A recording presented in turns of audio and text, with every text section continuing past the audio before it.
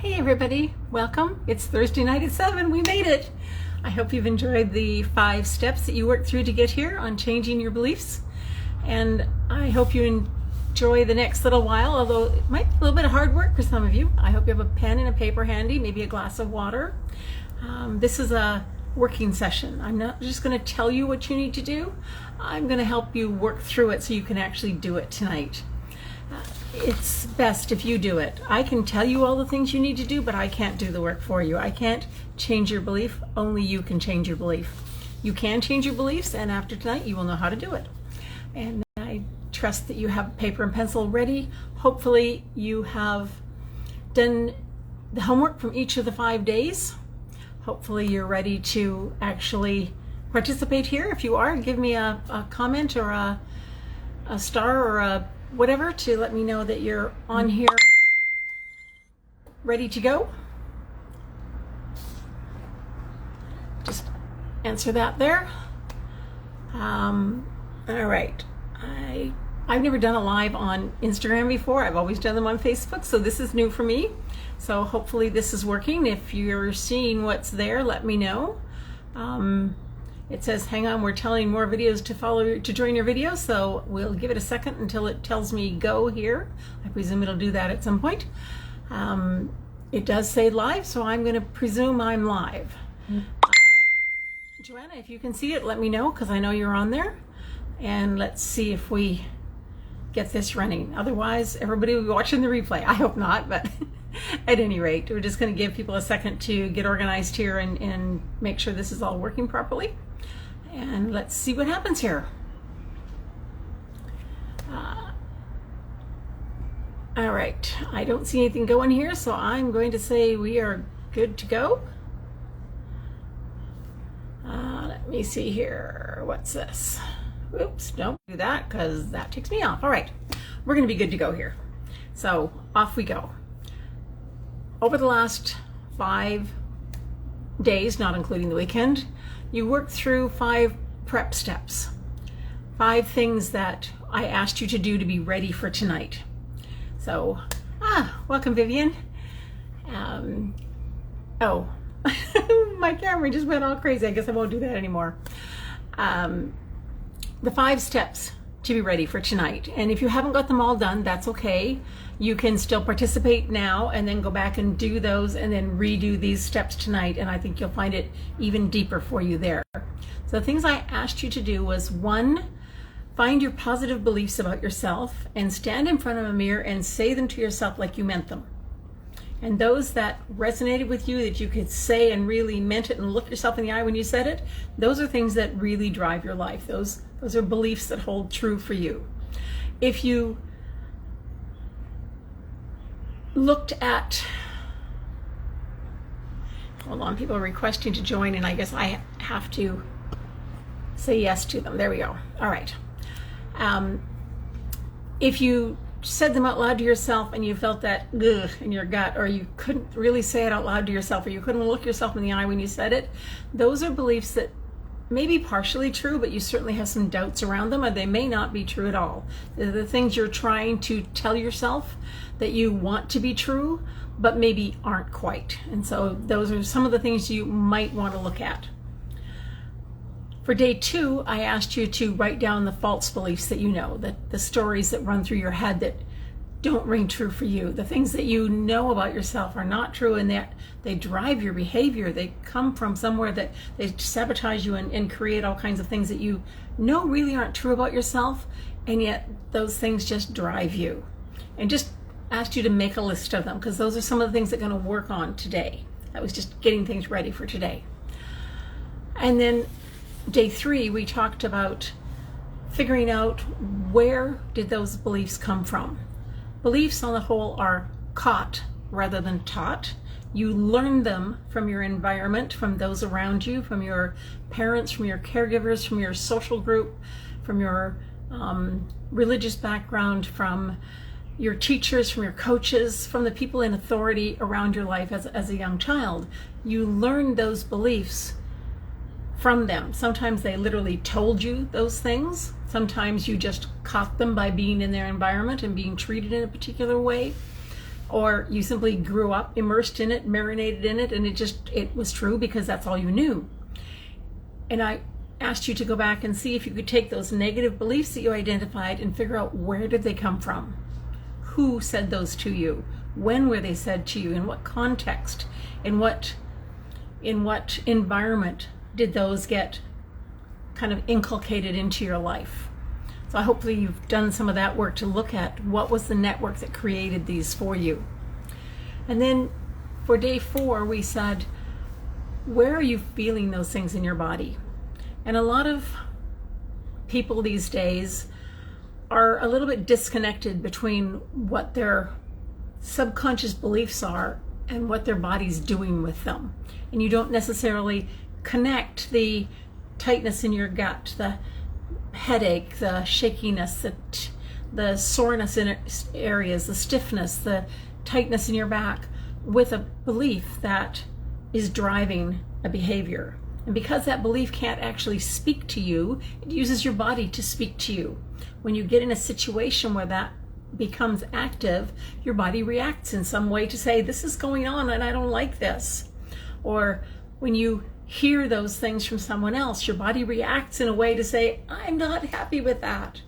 So we asked you to kind of pay attention to where in your body are you feeling these things. Not just the emotional feelings that you think, but what's the physical reactions to these things? Because as you learn to listen to your body, you'll be much more accurate at understanding where those beliefs are lodged, what beliefs are really driving something, and when you've managed to do something to change them. Now, obviously, energetically, we can change them much more quickly, but there are a layer there of still needing to bring it up into the conscious mind to change your behavior that can be very useful.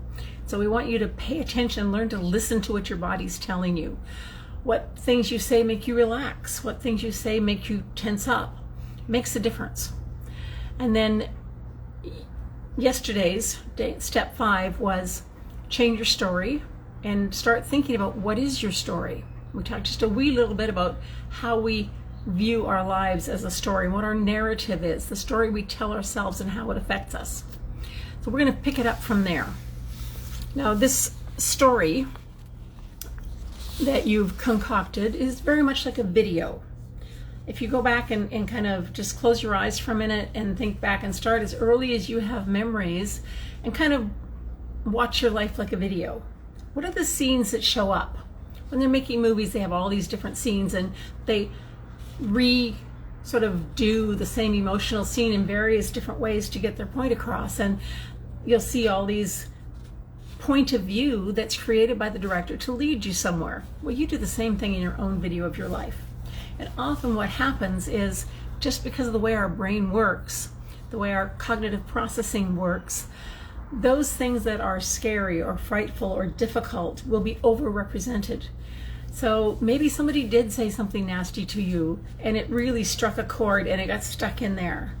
Then every time something similar to that showed up, you made a big scene out of it. You put it up on your board and said, oh, this in this story, that's important. And then again, but the other ones where something happened that would have disproved that, or where that wasn't true, or where you were given an opposite, a compliment in that area, you didn't take those as seriously and they kind of got edited out. And so you end up with a scene after scene after scene of a lot of the negatives that have really reinforced your belief and turned it into a solid belief. But you kind of edited out a lot of the things that weren't in agreement with it. And so the story of your life is an editing process of what you remember and what you kind of ignore and let go of. And it is often true that for many people, some of the worst things in our lives we edit out because we don't want to be able to, we don't want to see them. We can't face them and we edit those out. And things that sometimes do need to be seen aren't in there. But many times those memories, those scenes are blown up and multiplied and become the story of our life. And we think that that's how we are because, see, there's this example and this example and this example and that example. And we've kept the stories that prove what we believe. So that's what we need to edit. That's what we need to change. And we're going to do that through basically another 5 steps. And these 5 steps are a little bit different. now that you've kind of identified your negative belief, and I really do think that everybody sort of has one core underlying driving negative belief that supports all the other negative beliefs that they may have. Now, if you can get down to that core one, that's ideal. However, if you don't, pick one of those other ones. Just choose one. You may have identified quite a few, and that's okay. But for tonight, I want you to use one. And you can go back and repeat the process with another one. That's as many times as you want. But just choose one of them today, because we don't want to overwhelm too much here. So have in your mind that one belief that you would like to change, the one where you've found some stories that represent it, you've found some moments in your life, you've identified where did it come from, maybe even who sort of inculcated that belief for you. Choose that one belief, and that's what we're going to do these 5 steps on.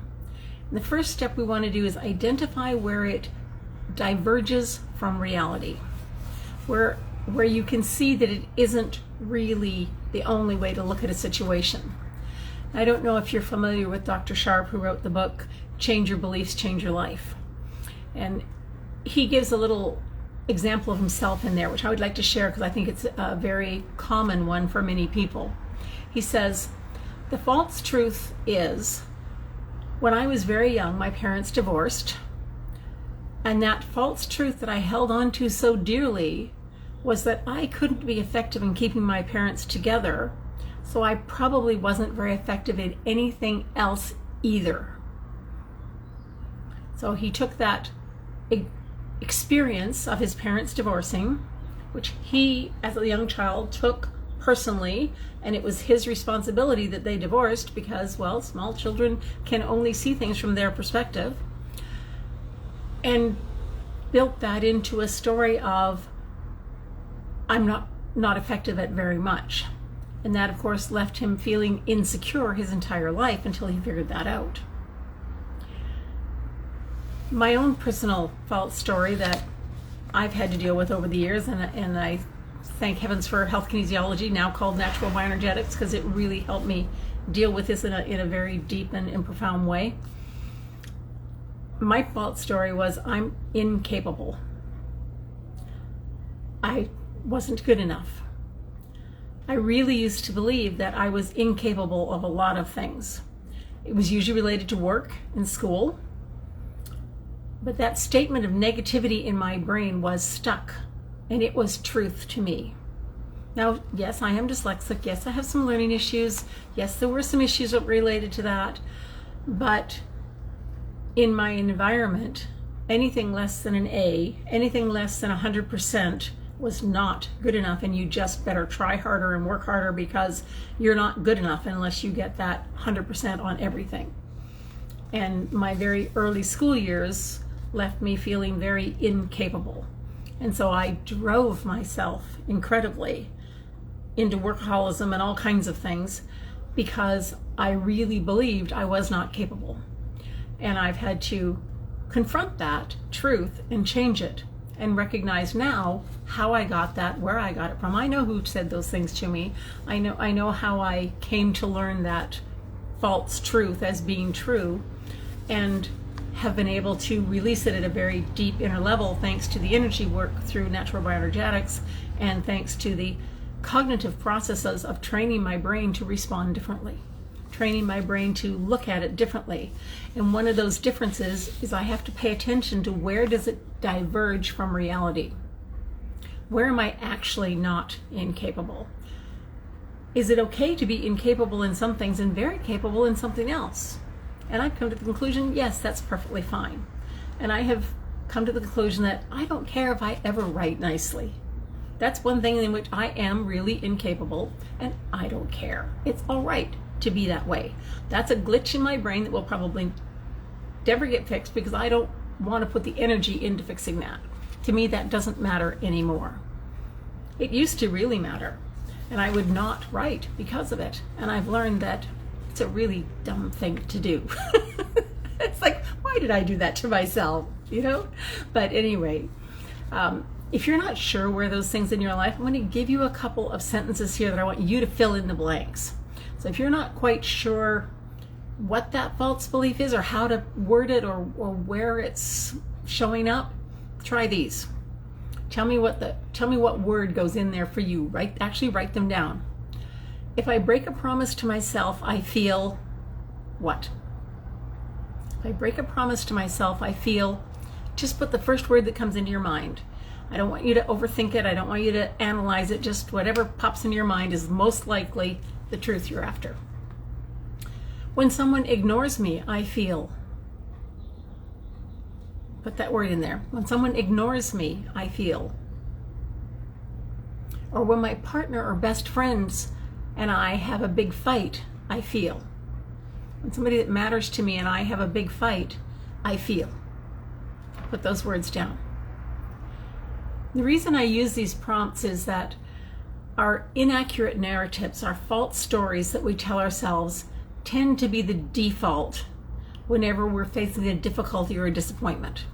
So the default position is going to be whatever that response is. So if incapable, insecure, whatever word comes up for you there, that's likely part of your root story. Another way to help you identify this old story and where it's not true in your life is to listen to the talk in your head. How do you say things to yourself? When you say, I always, what? I always leave things to the last minute and then don't have time to do them. I always, whatever it is. Or I am always doing, or I'm never on time because, whatever your story is, whatever you fill in the I always and the I nevers will give you a really good clue to where your own false beliefs are. So once you've found that ingrained story, think back to your childhood now and look at the different events. Find the different video clips in your own mind that confirm that. And look at all the places where you have a memory that confirms that. You might have 5 or 6 or 10 or 500, I don't care. But find some of those videos where you've confirmed that over and over and over in the things that you remember in your video of your life. So just take a minute and come up with a few of those.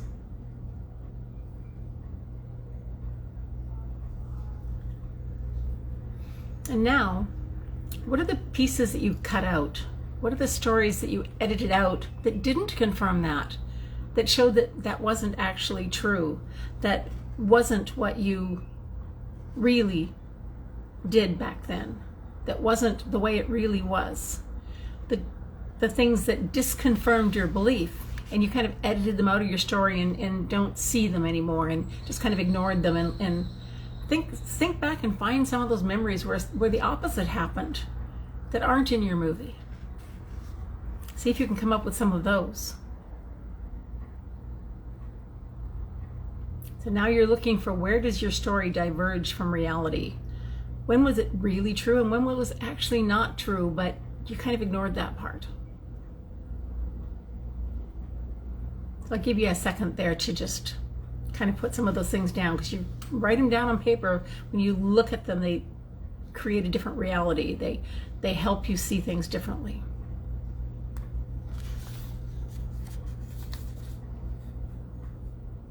And you can go back and watch the replay and put it on pause and take as much time with this as you need to. I realize we're rushing through this, but we don't want you to be here all night either. But you might need to spend some time doing some of these things. Okay, so once you've got some of those stories that confirm that belief that you're working on, and some of the stories that disconfirm or counteract or speak against that, now what we need you to do is question your beliefs. You've identified that maybe it isn't fully true, because there's some stories that counteract it. So now question it. Let's, for an example, say your deeply ingrained belief is that no matter what you do, you're just not good enough. You'd be surprised how many people that is the real core belief for. Perhaps your parents were rarely satisfied with what you did. Maybe you had stellar achievements and it was always, well, maybe next time you can do better. Or maybe you would get pretty good grades and, well, if you just work harder, you could have A's. And so you develop this belief that you're never good enough because, well, you're never good enough. So then ask yourself this question. Well, it might have been the case when you were younger that maybe that was true back then. Is it still true now? Is it still true that you are never good enough? From an adult perspective, we can see things where we're not being fair to ourselves. There may be moments when you're not good enough. Well, welcome to the human race. We're human, right? But there are many times when you're more than good enough, when you see yourself as more than good enough. And so if even just once you're more than good enough, then you're never good enough isn't true anymore. It only takes one example to counteract a negative, to counteract the never or the always. It can't be never or always if there's one counterexample to it. So question your beliefs. Is there one counterexample to that? Is there one time in your life when that wasn't true? Now, this story doesn't have to have been caused by your parents. It's typically from some kind of a relationship when you were very young, whether that was grandparents or a babysitter or a coach or a whatever, a Sunday school teacher. And those beliefs, as they settled in, became ours because we confirmed them with all of these examples and we ignored the examples that counterbalanced that. So we had this authority to tell us this, and so we would look for things that confirmed it. And we'd ignore things that didn't confirm it. That is a perfectly normal, natural process. That is the way our minds work. And often we end up drawing the wrong conclusion because we're primed to only look at the things that confirm what an authority has told us. And then we hold on to that wrong conclusion, and pretty soon we just believe it, and we don't even know we believe it. It just keeps going on. It just keeps happening, and we think that's just the way we are. We think that's our personality or that's who we are, when it's actually a narrative or a story that we got initially from somebody else and then have confirmed with all the things that matched it while we ignored the things that didn't confirm it. So as you question those beliefs and say, is this really true? Find at least one example to counterprove it. Now your brain can't say I always or I never anymore, because your brain knows it's not always or never true. So that's the first little wedge to get in the door. That's how you open the door to get into changing a belief, is you find one place where it's not true. Put that down on your paper where you find it there. And then, and this is kind of the hard part, step 3, don't beat yourself up over it. It is perfectly normal to feel discouraged when you realize you've been telling yourself a false story for most of your life. I think that happens to everybody. Many of us walk around with these stories in our heads.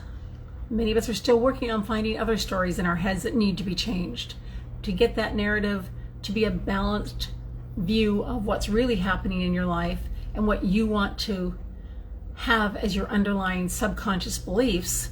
That needs work, and most of us need some work to help us with that. So we need to be really compassionate to ourselves. We would need to be really compassionate to others around us and recognize how these false stories came to be. Most people ended up with a false story for a very reasonable reason. They went through some experiences that caused it and some experiences that reinforced it. And then the natural tendency of someone to respect or to believe in authority and ignore the things that disprove that. It's not hard to see how you ended up with some false beliefs about yourself and some false stories that support that. As children, you needed to maintain a sense of control. You needed to have some sort of way to understand what was going on in your life. And of course, you tend to pick up the values and stories that your authorities give to you to do that with.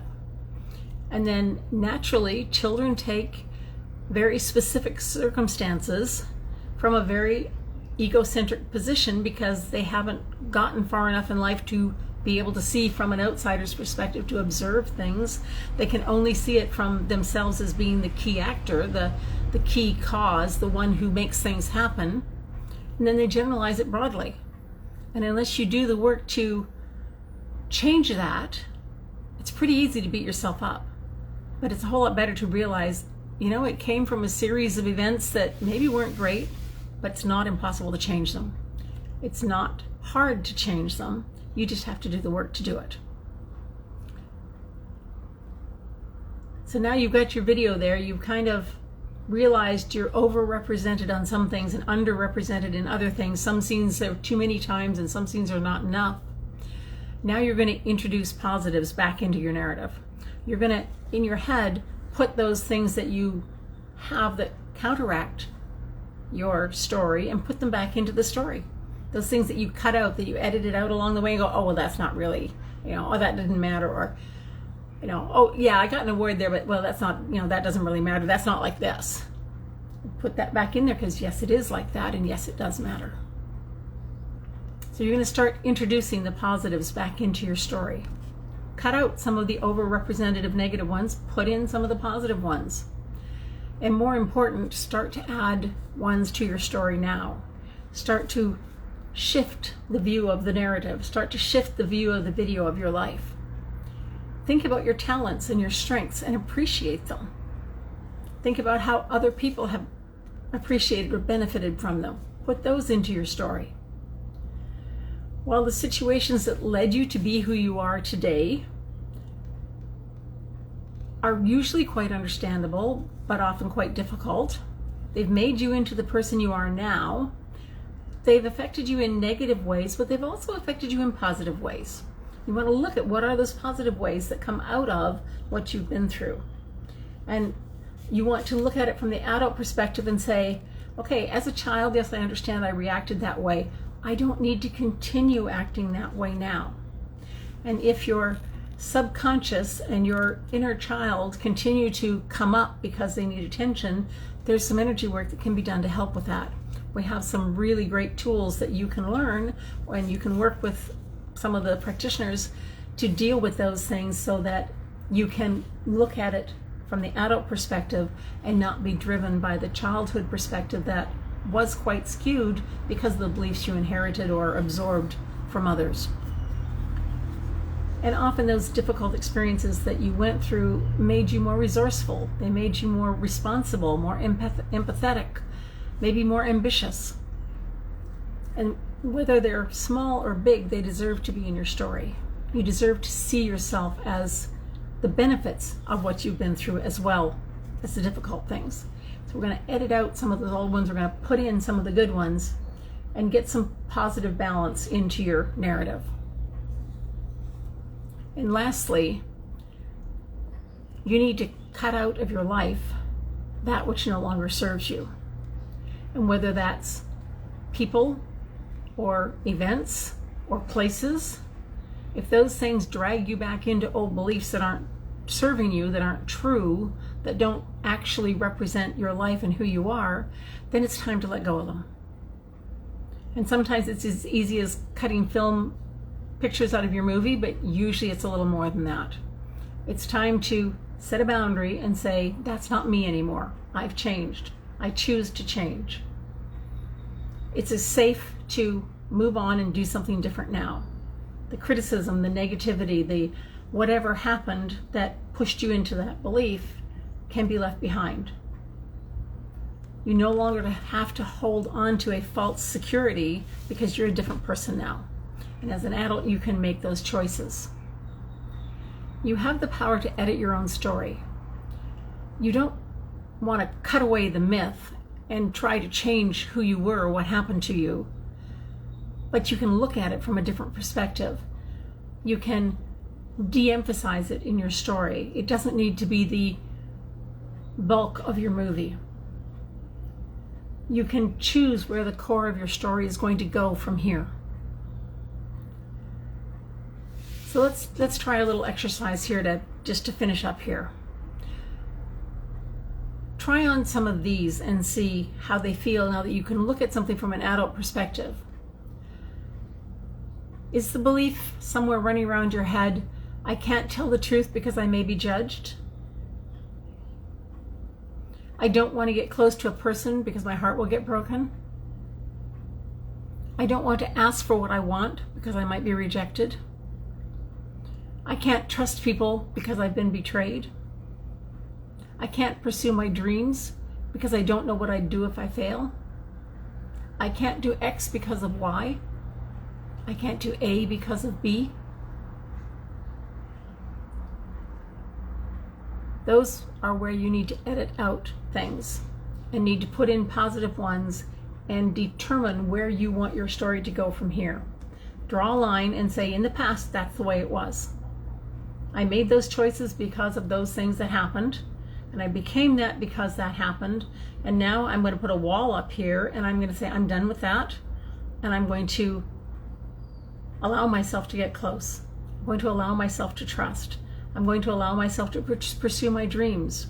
I can do X because I choose to look at it from an adult perspective and create a balance in my story of the positive things that also enforce what I want and allow me to shift the belief into something that affirms and moves me forward on the things I want to do. I hope that's been helpful to you. I trust that you'll actually go back through the replay of this with some of your false beliefs that you maybe have become aware of through doing this, and work through them and see, where did they come from? Why do you still believe them? What does it look like as an adult? What things happened in your life that confirm that, but what things happen in your life that don't confirm that you can bring up and use to turn the corner on that belief? And as you begin to view it differently and recognize that you can choose what you want to believe, then you can do work like affirmations and some of the mindset work and other things to help you learn new patterns of talking to yourself, new patterns of interpreting what's going on with you. And the easiest way to do that, of course, is to do some natural bioenergetics with it, because we can just shift all those energies and retune them very quickly with you. But you can do it consciously as well. Might take a little bit longer, but that's fine. I'm always here to answer any questions and very glad to give you some help. If you have questions, don't hesitate to message me privately. I'm happy to answer those and look forward to talking to you all soon. Thank you.